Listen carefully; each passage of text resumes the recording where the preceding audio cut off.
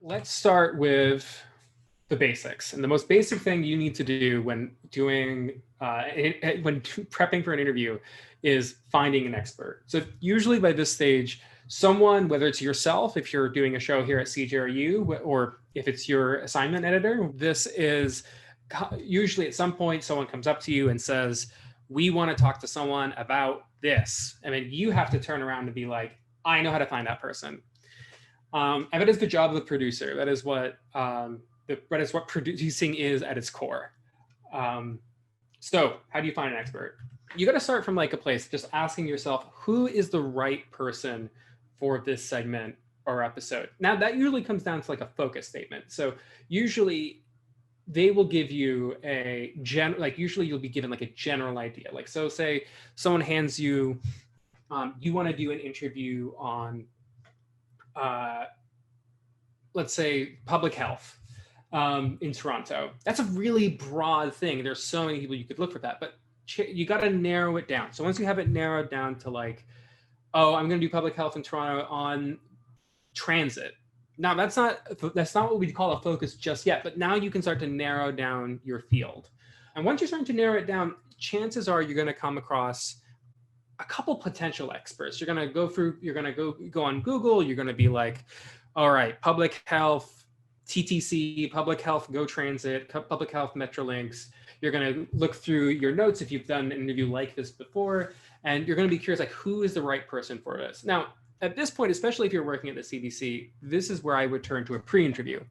A pre-interview is essentially like a short conversation with the guest, kind of about their interests, and you can narrow down whether this person's a good talker, whether this person's the right fit. But as you're doing that, I want you to make sure that you're keeping some of these questions in mind. When you're building a show, when you're building a segment, you got to keep in mind first diversity of background. The people you choose to highlight matter. These are the people who are going to be speaking with authority about a given topic. It's always worth the extra effort to look for a Black, Indigenous, person of color on a given issue. Partly because, one, representation is important. It really does matter to people at their core that different faces and voices are heard. But beyond that, there's going to be a lot of people out there who have the most famous, usually a white man.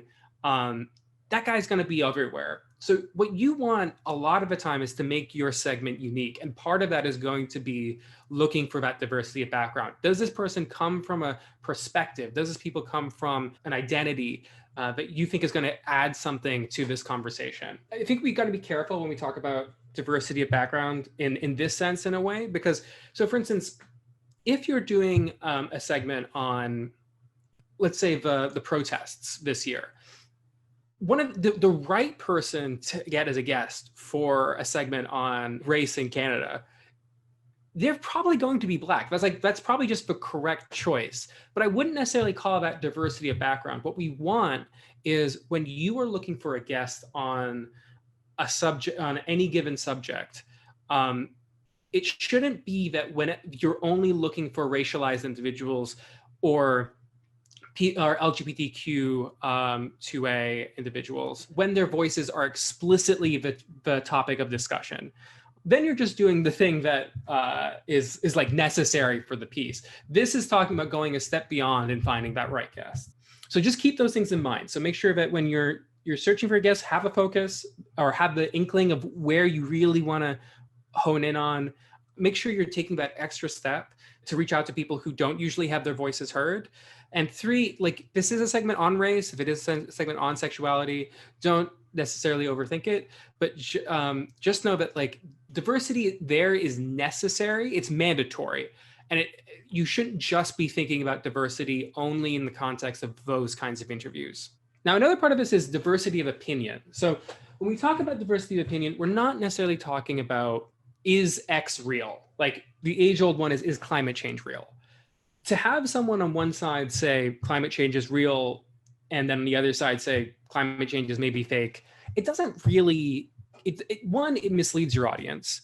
2, you run into this position where you're creating an argument and you're not really having a sophisticated discussion about the topic. Instead, what you've created is, a conversation of, should we talk about this or not? Isn't this conversation a waste of our time? And that is a really aggravating conversation to have, because if the conclusion ends up being this conversation is in fact a waste of our time, then it's like, why did we have this segment? So instead, like, to take it down a notch, like, let's say you're doing a segment on how much funding should go into public transit. And in regard, especially given the high traffic in the city. Someone who might be a good get for that is someone who has worked in public transit, someone who has a nonprofit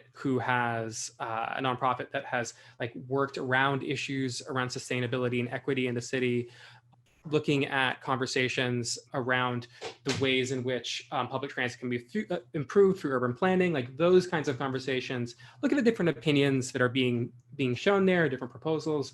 But by contrast, like, you shouldn't necessarily even leap to like someone who's like a lobby for defunding public transit, because you're not really, again, you're creating that same dichotomy of, is this actually worth talking about, which is not the actual conversation you want to have. You want to have a conversation between, is X the right approach, or is B the right approach? Or is X the right approach, or are we someone who is able to give an extra perspective that is missing from the conversation? Conversations about validity just aren't interesting. Now, one way that you can approach this is regional diversity. So for instance, in Toronto, you might look at someone who lives in a downtown versus someone who lives in the suburbs. They have very different needs.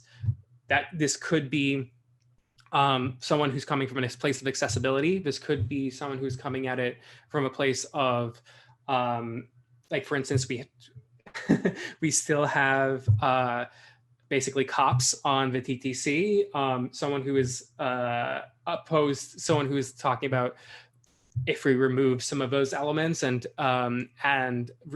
put funding in other areas, that's a perspective that'd be worth throwing in.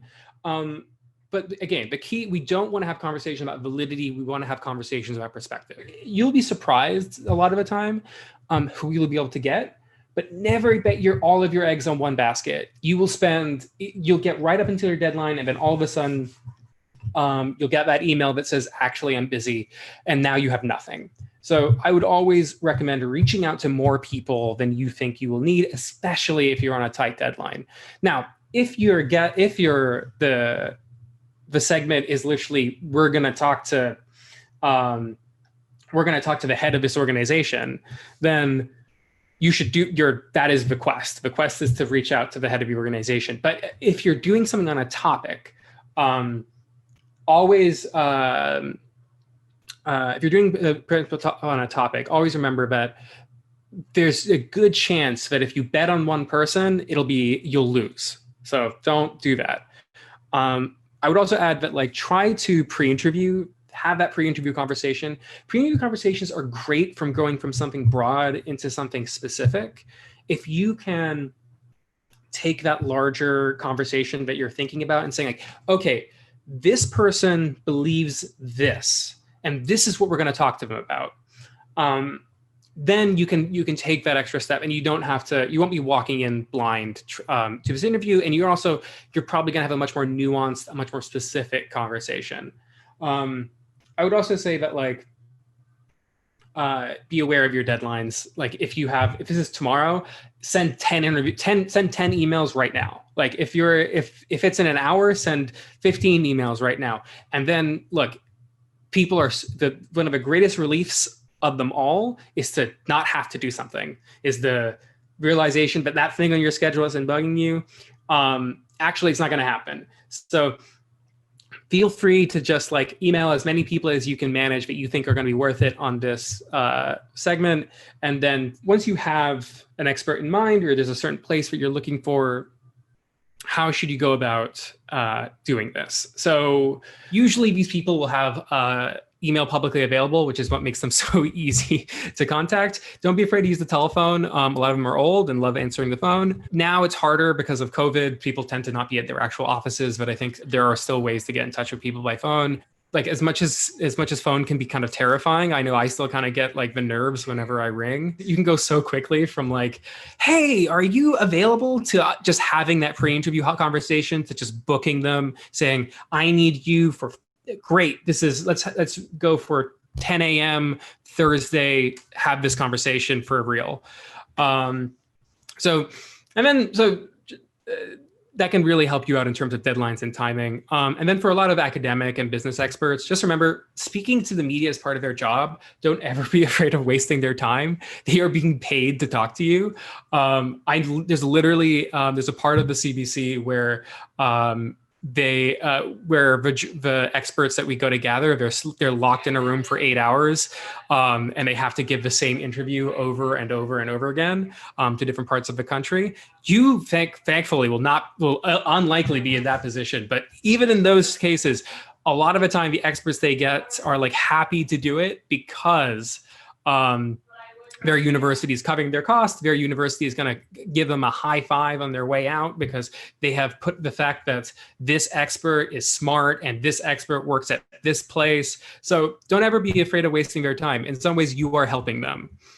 How to find a guest for an average person or a streeter. These guests are usually like, say something like climactic has happened. There's been a car crash, or there's been a protest, and you want to make sure that you're representing someone who is on the scene, who has witnessed what has happened, and bring them on. Or like, it could be even something less climactic than that. I know I've done my fair share of like, people are lining up at this store. Why are they lining up? And those interviews you got to do them from time to time. Streeters can be nerve-wracking. It can be sometimes like feel a little weird to just approach someone on the street. We can't do that as much as anymore, but I would just say, like, if you're approaching someone, just like, remember, this is your job. This is what you're doing. You're here because you like journalism. You're here because you're doing a service. It's fine if it's initially awkward. It's fine. It's going to be one of many experiences that you'll have in your life as you go through this, and you're going to get better at this with time. So find who is the best person for any given topic when you're searching for like an average folks. And that's the question you got to ask yourself is, why are we seeking this person out?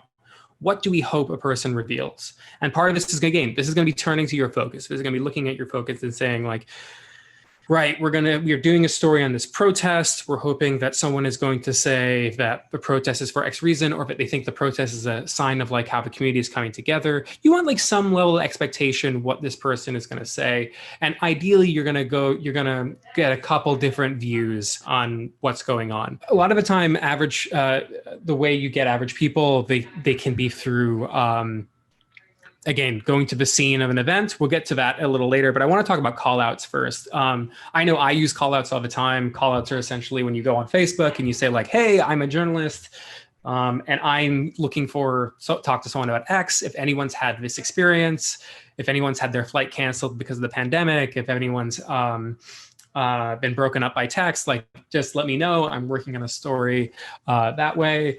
The thing about callouts is that you gotta be careful, not because you can get yourself in trouble, but just because people get tired very quickly of callouts. Like you do, if you go to your Facebook page too many times, people are going to be like, oh man, this guy again.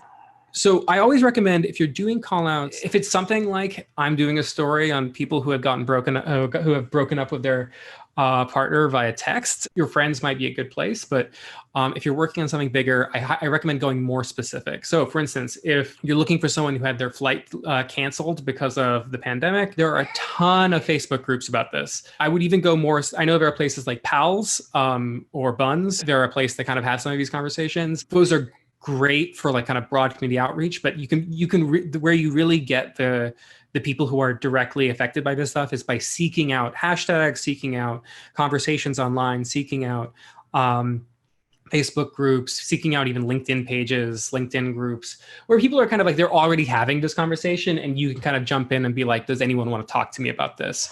Or Reddit is also another great place for this. If you can find a subreddit that's directly in your topic, it can be super helpful.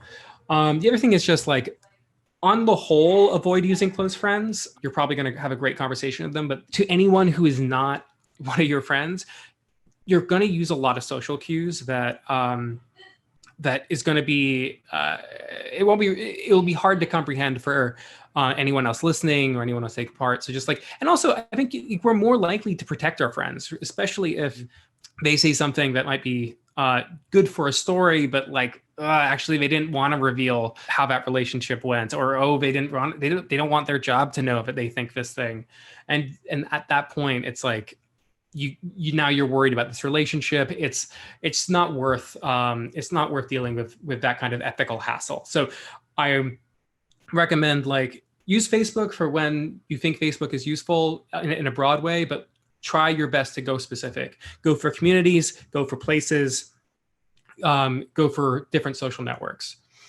Part of this is knowing what each piece of social media is good at. So Instagram isn't actually that good for call outs. Like you can reach out to your friends via stories, you can post a photo with some information on it, but like it doesn't have the same like repostability that say a tweet does, or say even a Facebook post does.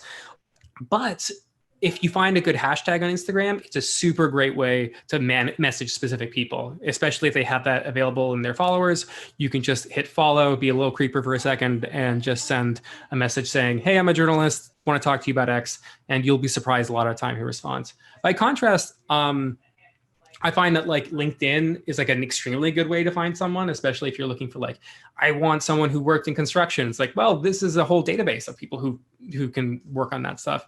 That said, LinkedIn, especially if you're not paying for like these $100 accounts, are not an awesome way to contact these people, but it is a great place to start. It's a great place. Like now you have these names, you can start looking like maybe they have a website somewhere, or maybe they have their email publicly.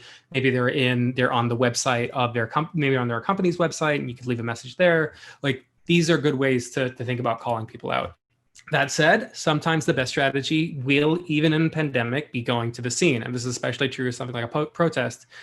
With that in mind, I highly recommend like, with those, go to the scene, and especially if this is an opportunity to pre-interview. Essentially, go to a bunch of people, ask for their information, say, would you be open to like a call later, and then go back home and conduct those interviews. Then I think it's super useful to do these conversations that way, rather than trying to like negotiate, the crowd is so loud I can barely hear them, or like this person actually wants to leave. Just give them your information. You can contact, write a little bit about who this person is, why you want to talk to them, and then catch up with them later.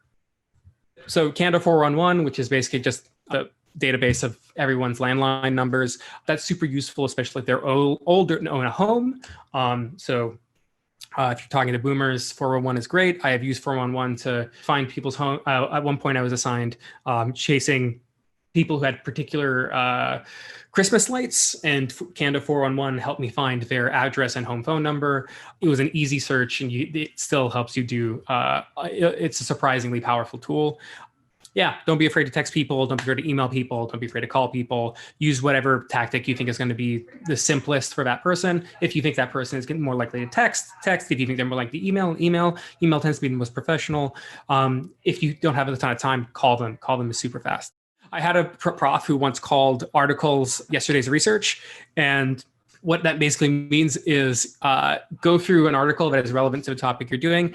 Chances are another journalist has done some of your work for them. Feel free to find the person in that article and just give them a call. I would never recommend reaching out to a journalist for their information unless you're doing something like hyper specific. If you find a name in an article, it's fair game to reach out. Now, there is one segment of this of which we have to be very careful, which is contacting people involved in a tragedy. So sometimes this happens. There's a death. There's a crime, there's a police involved shooting, there's something where it's like you've been assigned to do a story, or you want to do a story where the person involved is going to be they're probably going to be in the middle of a traumatic moment. And you got to realize that yes, your job as a journalist is to gather that information, is to talk to the people at the scene, but your job is also to be an empathetic person. And I think sometimes there's a line. Different professors will say different things. You've probably had, if you've been at J school, I think you've probably had talked about this a few different ways. But I think for the purposes of radio, especially, what you want to do is be empathetic, be open, be honest about why you're there, and be brief. So basically, like if this was a situation, if you're calling someone, if you're emailing someone, if you're approaching them, say, I am this person, I am doing this. Do you have a moment to talk about this? If they say no, just understand it has nothing to do with you. You have not embarrassed yourself. You have not insulted them. They are not thinking about you right now. They are thinking about this tragedy that they've been involved in. And once they say no, back off, walk away. If they say yes, then you need to carry that same sense of empathy into the interview. So you need to be able to be like, you need to be able to be broad and just ask them the questions about what happened, how are you feeling, like what is going on, what is the next steps in this. Once your time is up with them, say thank you and goodbye. Like they make sure they have your information, especially in these circumstances.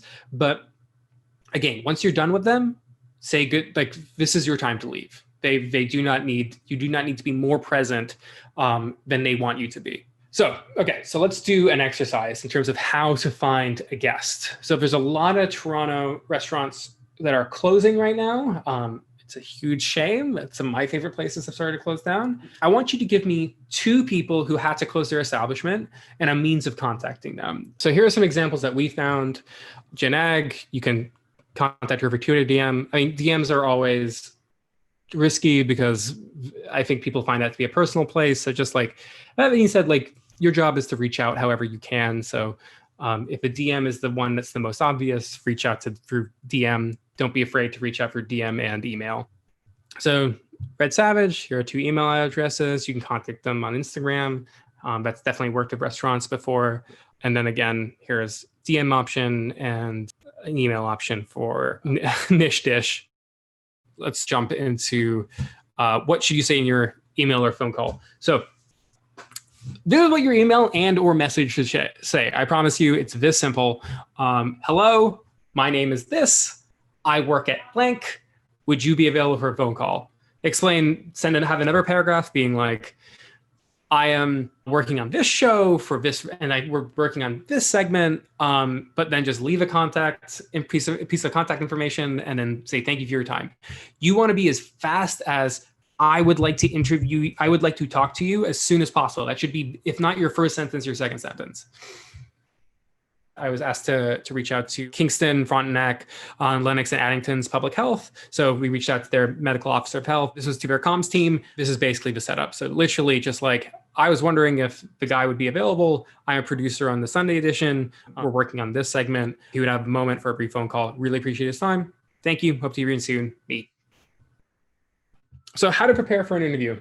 When you start to write your questions, you've booked the person, they're going to come in, or you're going to do that phone call. You got to have a focus statement right in front of you. You got to say like, this person thinks or is doing this thing because of this reason. If you don't have those components, you do not know what you're doing with this interview. It is often easier to hammer this out after a pre-interview, after you have a sense of what this person believes. Then you can say like, you can go beyond this person thinks X. You need this reason primarily because that's the action of it. That is their backstory. That is what their driving motivation is. And that is what's going to make the conversation interesting. So just remember, you need the person thinks or is doing, and you need the reason. So I highly recommend writing a background doc that you can like refer to or skim before the interview. Always good to know in advance how long you want the interview to be. 5-minute interview is going to have a very different flow than a 40-minute interview. On average, I would recommend for a daily show, we usually expect a question to last about 90 seconds, but I work at Tapestry, a question can be anywhere from 90 seconds to 5 minutes. So just keep an eye out for that sort of thing, depending on who you're talking to and what the setting is. Experts on average tend to give longer answers because they have big words. But for the most part, average people tend to go in pretty nervous. So they might need a bit of prodding. They might need a little joking to help open them up. So write a clear QLine or green. So this is kind of just CBC terminology. Different stations use different terms for this stuff. But just to be clear, a green is the document that you're going to have in your hand, whether it's literally in your hand or on your phone as you walk into the room. so it has all the necessary information. It has, how am I contacting this person? Is it via Zoom? Is it via Skype? Is it on phone call? Like how is that going to happen? It's a bit of that background, and then it's the QLine. So your QLine is then a list of questions that you want asked, and it's specifically the list of questions in the order you want them asked. And when you look at your green, when you have your green in front of you, this is why it's great to have to print these out, because you want them big. You want to make sure that it's in front of you. You want to feel confident that you have all of the necessary information as you walk into the room. And when you're writing that background, when you're trying to give yourself like, oh, right, this person believes this, they've worked here, they're doing this, make sure that the parts that you're highlighting are stuff that's going to be like you're asking about, just so you don't have any extraneous information in the background. So I'll give you an example. So this is like the first half of one of the greens I did for the current. So very quickly, the slug is for, this is like for broadcast radio in particular. It's like a super concise version of what the segment is about. So in this case, it was on racial bias in the medical system, and we were talking in particular to a Black COVID survivor. We had the date. Usually it's more specific than that. This was my email before I added a bunch of stuff. The current operates in parts. So part one, it was a 6-minute interview. These were the people who worked on it. The format was 1x1, which is just a way of saying it's one host, one guest. If there were 2 guests, it would be 1x2. If there were 2 hosts, which is unlikely, but if there were, it'd be 2x1. That's kind of how it goes. And then Celeste Demby. Ideally, with these, you'd also want a pronouncer. I didn't provide that because the name was pretty straightforward. You see, I knew the host would kind of instinctively be able to pronounce that. If you have a name that even if like a lot of names that you think are common have different ways of being pronounced or different ways that the person prefers to have it pronounced. So when that is the case, just move on. And then this is how it looks like with some questions attached. So I would say that like, just remember, relationships are often about relationship building. The guest needs to feel comfortable. Try to make sure the interview starts from a place of openness. Try to make it so that the interview starts from a place of like trying to make sure that they feel like this is a place where they're going to be able to speak. The way you try to do that is kind of like by working from a reverse pyramid. Start broad, start big, and then hammer down into more narrow points, or hammer down into follow-up questions from there. The way they tell that broad story is going to be super important for what they want to highlight. And you may not want to go there, but it's good to know what they want to talk about. So when you're asking these questions, make sure the questions use broadcast language. These are short sentences that don't have a ton of clauses in them. Clauses are essentially like, in going to the store, I found, those are those hanging clauses at the top. They're a nightmare for reading. Trying to make sure it's like, I heard that you did this. Tell me more. It's got to be as straightforward as possible. Then when you're asking these questions, avoid did you, when, and try to stick to like how, what, and why. You can say things like, tell me about this. You can do that, but like how, what, and why, those are the questions where you're going to learn a lot more about what this person has to say. The others, did you, yes or no questions, we're really only going to give you a yes or no answer. You can use them as a setup to a why question, but you're not going to get much out of them if the answer is potentially just, yeah. Avoid preambles. So I'm really bad at this. Preambles is when you're like, oh, I saw that you did this and it was really cool and I really liked when you did that. When that last bit from that part happened, what did you think about this? By the time, like when you're going through the preamble, you're either saying something that the guest should probably be saying, or you're adding a whole bunch of extra information that the audience doesn't need to hear. Preamble is good for like, if you're talking to someone who has a lot, like a expertise, and you want to be like, okay, you've worked on these projects. I am hammering in on this one. And in that one, tell me why you did it. That is a good chance that's a good one for preambles, but like, for the most part, you want to try and avoid them. A good test to pass them on to second person. If they feel like these questions are too long, it's a good sign that they are.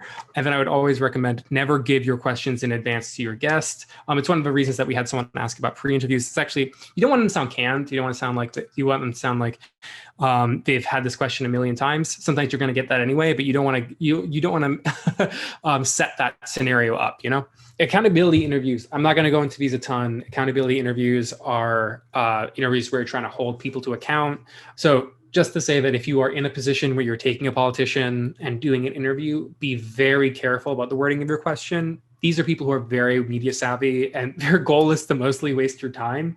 And I mean this in such a way that John Tory famously, he knows how long every segment on Metro Morning is, to the point that they have to hide the clock so that he doesn't have a sense of how long he's been talking and doesn't know if he's now rambling or not. So just to make sure that you have, that when you're doing these interviews, that you don't necessarily have to worry about being broad, just get right to the point that you want to discuss that you think is worth holding them accountable over. Don't worry too much about getting them comfortable. This is specifically an interview. It's an interview type about holding someone to account. All right, how to perform that interview that we've prepped for. Just remember when the person walks in, test your levels. And I don't just mean that from a technical perspective. It's always good to make sure your levels are clear. But the most important thing is small talk. You want that person coming in the room feeling like, this is a good space. This person's nice. I'm very curious about me and my day. They don't seem scary. This is a lot of people, they walk into an interview and they're like, oh God, this person's going to try and tear me apart. And they're going to take their cues from you. So if you're doing this in person, be friendly, shake their hand, whatever they're comfortable with, guide them to the studio, sit them down, and kind of just be friendly as you go. If you're doing this over the phone, make the opportunity, just do the quick thing of how are you doing? It's been a hell of a 10 months. I know that's corny, and I know people give basically the same answer of well, I'm feeling good, but the circumstances, that stuff is good. I promise you, you may not use that in the final cut of your interview, but if you have a moment before you go live, if you have a moment in a pre-recorded scenario, that stuff sets the tone so well. It's really useful. And just remember, when you're asking these questions, you're not asking the questions to make yourself look smart. I think we have this trouble as journalists to sometimes we want to make sure that we are almost the same amount of expert that the guest is, but the expert is the reason you are talking to them. If you were that smart, you would just talk on the air. That's why dropping the preambles is so important. You're here to let them talk. Make sure that your questions don't have things where you're asking things like, so this is true, right? It's just, they might respond to that with a broad answer, but it's a bad tactic to go into an interview. I would also say, if you're worried someone is going to think you're mean, don't worry about making them feel good in that way. Be respectful, be kind, but don't be agreeable. Don't say things like, oh, of course that's true. Oh, definitely. I know there's an impulse, especially when there is something you agree with, but the journalist, there should be some degree of distance between you and that person. It doesn't have to be you're stone-faced staring at them, but you can just say oh, right, that kind of thing. Don't go too far in. When they give your answer, avoid saying things like, okay, great, cool. Those kinds of things. Nod your head. If you're doing this over the phone, sometimes I would say maybe once a question, maybe once every minute or once every couple minutes, you can say right. You can say okay, but avoid that as much as possible. It drives the audience crazy. If they're here in person, don't really worry about making eye contact. Make it as much as it's you're being friendly to this person. Don't ignore them in the studio, but don't lock eyes with them the whole way through. That's awkward on its own. I know I had that struggle going in. Feel free to look at the screen, stare at the clock or whatever. This stuff it's good for taking the pace of things.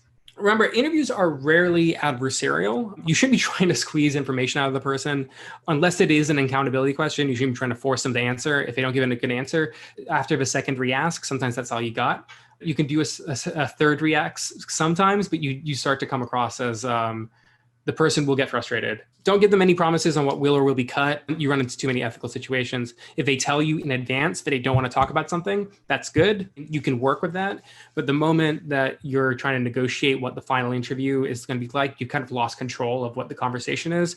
And now, in some ways, your interview is now being held hostage. So if they bring up a concern, feel free to acknowledge it, but like don't make any promises there on the spot. All of you came up with guests for our last one. Just write a quick 3-question QLine. So again, a QLine is just your list of questions in their correct order. So we have 3 examples that we had brought up earlier. So we have Jen Ag, we have Nick Savage and Taylor Savage. This is a QLine for one person doing something for a panel. Just the big difference is just remember to say the person's name at the top, who you want to address it. Otherwise, you're going to get a lot of stares. But let's just, for the purpose of this one, assume that this is going to be, you're only going to interview one, either Nick or Taylor. And then for expert 3, we have Joel, White Duck, Ringette. So these are 3 different QLines for each of them. For Jen Ag, what was it like when the first announcement broke, ordering restaurants closed? Good, immediate, visceral reaction. We were establishing yourself in a place. What was it like when the first announcement broke, ordering restaurants closed? It brings up where the person was, how they were feeling, and it allows them to kind of explore from a broader place what's going through their mind. What has your biggest struggle been with bar vendetta throughout the pandemic? This is good because it's like, now we're getting into more specifics. We're getting into like, what is the specific struggle? And then we get into tactics. What are some things that you've been doing to keep yourself afloat? And now we're going into how to address it. Do you feel that the government has given restaurant owners adequate support? If not, what else could be done? With a do you feel question, I think you can immediately jump in with why, right? So do you feel that that the government has given restaurant owners enough support? And if she says yes, then you ask like, why do you feel that? What have they done? And if they say if not, which is her far more likely answer, again, try to anticipate where these interviews are going to go. What else could be done? So try to dig into why there's a no answer. And then the last question is kind of just rounding off. What is your biggest hope for restaurants after the pandemic? This is a 4-question interview. This will probably be all of these are probably great if you only have 5 to 6 minutes of a guest. You should estimate that, like, now it depends on the guest in particular, but each question is about 90 seconds. Now we had some corrections for these other 2. This originally was a can you question. Can you questions work? So like this was can you share some of your favorite memories from the last 11 plus years? I always prefer it as a tell me rather than can you share, because it gives them an out. It tells them like, well, I might not share. And then we also reordered these. Advice is often a good place to leave people. You want it close to the end, but it doesn't necessarily need to be the last question. I always find that advice, it's like, I don't know if any of you are religious, but it's like at the end of Mass, like when they tell you to go out into the world and enact the things that you have learned here. This is the place to do that. You do it at the very end of the conversation.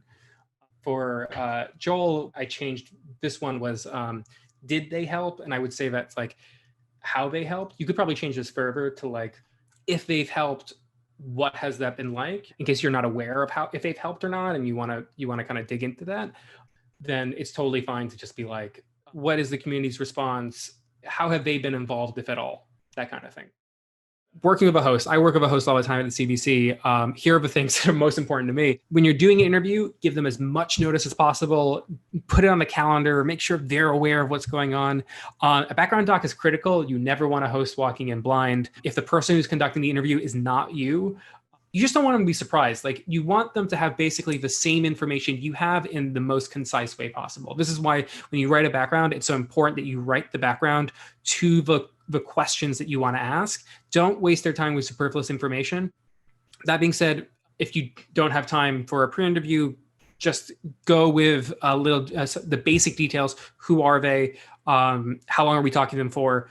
What is the focus, and make sure they have that as they're going in. That way, if they have to make directions on their own, they can make those judgments. The other thing is editing in post. A lot of you guys will likely be doing pre-recorded interviews, and we'll have these audio files that you have to edit afterwards. Here are cuts that I would just recommend. Always cut when you can, unless it sounds awkward, the ums, the ahs, the repeat words like the one I just did. Some people, they have a habit of like,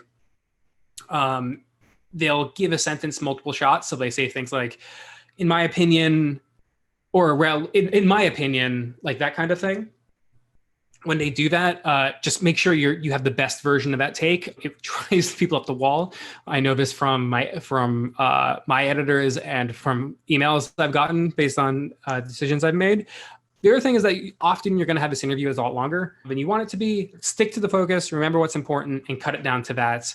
If there's something that's good but not needed, and you have 10 minutes and you need 5, don't start arguing with someone that it needs to be longer. Just cut what needs to be cut, and then before you hand it in, always listen to it once. So basically, this is where I'll leave things off. Interviewing can be a challenge, but I would say it's a lot of fun. It's a favorite job. You'll be surprised who will talk to you. Even in my job, I get surprised all the time when someone says, actually, I do want to talk to you. I'm like, oh, how nice. And the most important thing is just when you're having an interview, be there with that person. Don't get distracted. Make sure you're in the room with them, whether that's literally or not. That's a very rough, quick overview of, I would say, like how to get, prepare, and do an interview. If you tell someone you want to interview them and too many people reply, what do you do? So this is actually a surprisingly easy problem. I know, like, again, like it can be like anxiety inducing, like what do I have to tell like people that they can't actually be on the show? They're probably fine. Like these are people, again, like, especially when you're dealing with experts, they're busy. And if they don't have to do something, they're happy about it. This can be a little trickier when you're dealing with like average people, but like even then, it's for the most part, like again, don't ever consider like you're wasting these people's time. If it turns out you have too many people, send them, say like, thank you, I apologize if this has already been addressed. Hopefully there'll be another opportunity to talk later. I've literally sent that email hundreds of times now.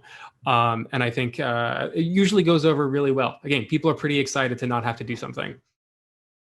We had one person say, I found that I struggle in pre-interviews to not have it be a dry run of the actual interview.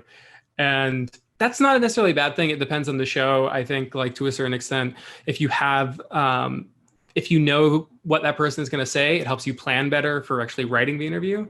If you are worried about like that pre-interview, you don't want the guest to be too familiar with the questions you're going to ask, I highly recommend like just giving yourself a timer. I used to give myself, when I was working on radio shows where I had really tight deadlines, I would make sure like, okay, I will know in exactly 10 minutes if this person is a good talker and a good person for the show, and then dump them. So that way I find you usually, it's pretty rare to like explore all the possible angles that you'll do in the final show. Our interviews usually done live or pre-recorded or just used to write articles and stuff. So interviews are done for all sorts of purposes. Like I specifically work in radio and my show is pre-recorded. But I've worked at The Current where it's done live. I've worked in print where I am just gathering stuff. That when you're working for print, there's a lot of this stuff that we'll get to later in terms of like how to have an interview that won't matter as much. You're not necessarily trying to like create a narrative through the nature of the conversation itself. But I would say like interviews are done for all sorts of reasons. They're done in so many different circumstances. It really depends on what you want to do with it.